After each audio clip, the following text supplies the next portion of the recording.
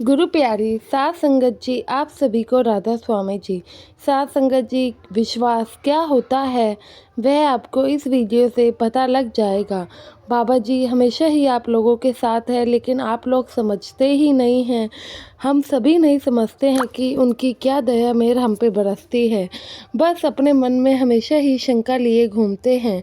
सदगुरु जी बार बार फरमाते हैं हमें दुनियावी चीज़ों से दूर रहना है, इतना लगाव नहीं रखना है, सिर्फ नाम की कमाई पे ध्यान देना है, जो कि हम नहीं कर पा रहे हैं। साथ संगत जी, आपसे विनती है कि वीडियो के अंत तक ज़रूर बने रहें और संगत के अपने इस चैनल से जुड़ने के लिए चैनल को अभी तक सब्सक्राइब नहीं किया है तो ज़रूर करें जी। फेसबुक पर देख रहे हैं तो पेज को फॉलो करना ना भूलें जी। साथ संगत जी, यह घटना एक सेवादार भाई की है जो कि डेरे में बाबा जी के साथ रहकर उनके सभी काम करता था।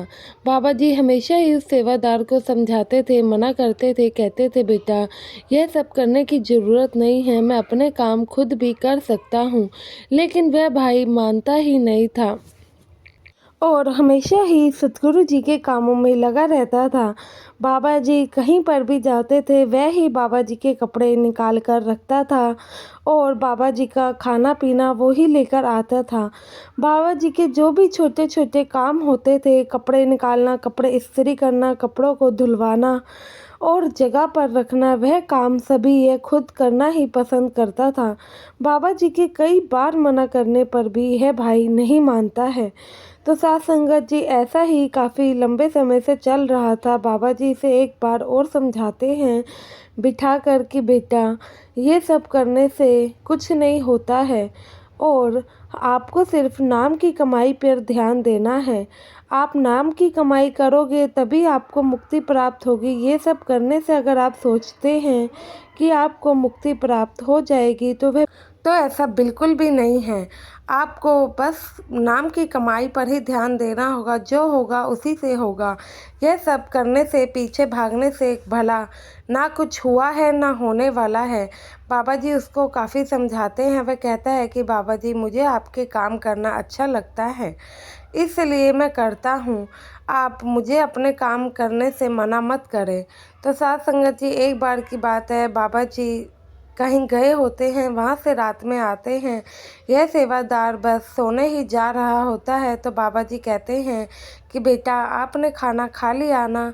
वो कहता है कि हाँ बाबा जी मैंने खाना खा लिया। बाबा जी उसका हालचाल लेते हैं और कहते हैं कि बेटा कल ना मुझे किसी फंक्शन में जाना है, तो आप मेरे ड्रेस और अलमारी में एक नए बूट होंगे, उन्हें निकाल कर बाहर रख दीजिएगा।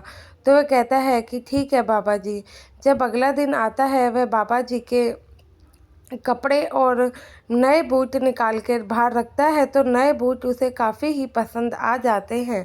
वह नए बूटों के बारे में सोचता है कि यह तो बड़े महंगे ही होंगे और इतने अच्छे जूते, क्या एक बार मैं इसे पहनकर देख लूँ? काश ये जूते मेरे पास भी होते। वह जूते उस सेवादार भाई को काफ़ी ही पसंद आ जाते हैं, दिल को भा जाते हैं। अब उसका मन था कि वह उस जूतों को पहन कर देखे, लेकिन वह कहता है कि मैं ऐसे कैसे बाबा जी के जूतों को भला पहन कर देख सकता हूँ? अगर ये जूते गंदे हो गए या फट गए तो फिर बाबा जी क्या पहन कर जाएंगे? और बाबा जी कहाँ इतनी बड़ी हस्ती और मैं कहाँ, तो मैं ऐसे कैसे बाबा जी के जूते पहन सकता हूँ? वह कई बार अपने मन को समझाता है, लेकिन साथ संगत जी, बाबा जी कहते हैं ना, मन को काबू अगर जिसने कर लिया तो हम हर चीज़ों पे नियंत्रित पा सकते हैं। भला अगर हम मन को ही काबू नहीं कर पाएंगे तो फिर हम कुछ नहीं कर सकते हैं, क्योंकि मन को काबू करना ही बहुत ज़्यादा मुश्किल है। वह अपने मन को काफ़ी देर से ही इस चीज़ के लिए समझा रहा था कि वह जूते उसको नहीं पहनने हैं, लेकिन उसका मन बार बार उन जूतों की तरफ ही आकर्षित हुए जा रहा था। तो आखिर में उसने सोचा कि एक बार पहनकर देख लेता हूँ। तो साथ संगत जी, आखिर में उसने अपने मन की ही बात मानी और उन जूतों को पहनकर देख लिया। जब वे जूते पहने तो उस भाई के जूते फिट आ गए और अपने आप को शीशे में देखकर कहने लगा कि वाह कितने अच्छे जूते हैं, यह मेरे पैरों पर कितने अच्छे लग रहे हैं।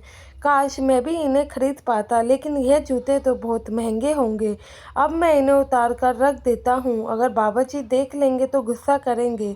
तो साथ संगत जी, जब वह जूते अपने पैरों से उतार रहा होता है तो जूता हल्का सा फट जाता है।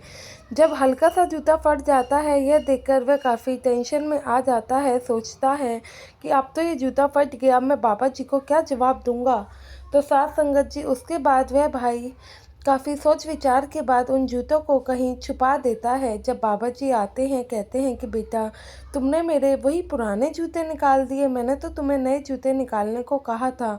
तो वह कहता है कि बाबा जी, मुझे तो आपके नए जूते मिले ही नहीं।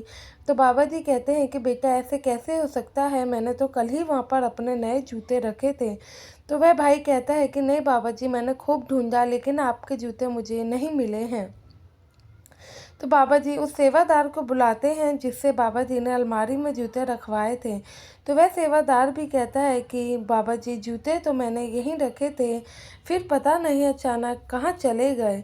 तो बाबा जी यह सब देख के परेशान होते हैं। तो इतने में वह सेवादार भाई बाबा जी के फटे हुए जूते लाकर बाबा जी के आगे रख देता है और बाबा जी के पैरों में गिरकर माफ़ी मांगने लगता है। कहता है कि बाबा जी, मुझे माफ़ कर दो, मुझसे बड़ी भारी गलती हो गई है। आपके जब जूते मैंने निकाले तो मुझे काफ़ी पसंद आ गए और मैंने खूब अपने मन को समझाया, लेकिन फिर भी लास्ट में मैंने इसे पहनकर देख ही लिया। तो बाबा जी कहते हैं कि बेटा, तो क्या हो गया, इसमें रोने वाली कोई बात ही नहीं है। तो वह कहता है कि बाबा जी, जब मैंने आपके जूते पहनकर देखे तो वह मुझे काफ़ी अच्छे लगे, और जब मैं उतारने लगा तो वह हल्के से यहाँ से फट गए, और मैं डर गया था कि आप जब ये सब जानेंगे तो आप मेरे पर काफ़ी गुस्सा करेंगे, इसलिए मैंने इन जूतों को छुपा दिया। पर मैं आपसे माफ़ी मांगना चाहता हूँ। और सेवादार भाई के मन में यह चल रहा था, कहीं बाबा जी अब उससे उस जूते के पैसे ना मांग ले, और भी कहीं तरह तरह के ख्याल उसके मन में आ रहे थे। तो साथ संगत जी, बाबा जी तो सब जानी जान है। बाबा जी उस पे सर पे हाथ रख के कहते हैं कि बेटा, खड़े हो जाओ, और तुम ऐसा भला क्यों सोचते हो, और इसमें कौन सी ही बड़ी बात हो गई। यह जूते तो मैंने वैसे भी आप ही के लिए रखवाए थे, मैं तो बस इसलिए कह रहा था कि तुम इसे निकाल के रख दो, क्योंकि मैं इसे खुद तुम्हें देना चाहता था, और मेरी संगत से ज़्यादा भी बढ़कर भला कुछ मेरे लिए हो सकता है कि अगर आप ये जूते मुझसे वैसे भी मांग लेते तो मैं आपको ज़रूर दे ही देता, और ये मैंने आपके लिए ही मंगवाए हैं। तो बाबा जी वहाँ पर एक सेवादार को बुलवा कर वह जूते कहते हैं कि इसे भाई सिलवा कर ले आओ। इतने में वह जूते जब सिलकर आते हैं तो बाबा जी खुद उन जूतों को सेवादार भाई को दे देते हैं। तो वह सेवादार कहता है कि बाबा जी, मैं इतने महंगे जूते कैसे ले सकता हूँ। तो बाबा जी कहते हैं कि संगत से बढ़कर कुछ भी नहीं है, और ये महंगा सस्ता क्या होता है। मेरी संगत की खुशी जिसमें है, मुझे वह काम तो करना ही होगा। तो बाबा जी के आगे वह हाथ जोड़ता है और दोबारा अपनी गलती की माफ़ी मांगने लगता है। तो साथ संगत जी, बाबा जी जानी जान है, वह अपनी सभी संगत से, सभी सेवादारों से खूब प्यार करते हैं, लेकिन अब हम लोग ही नहीं समझ पाते तो इनमें उनकी क्या ही गलती है। आशा है साथ संगत जी यह वीडियो भी आप लोगों को पसंद आई होगी।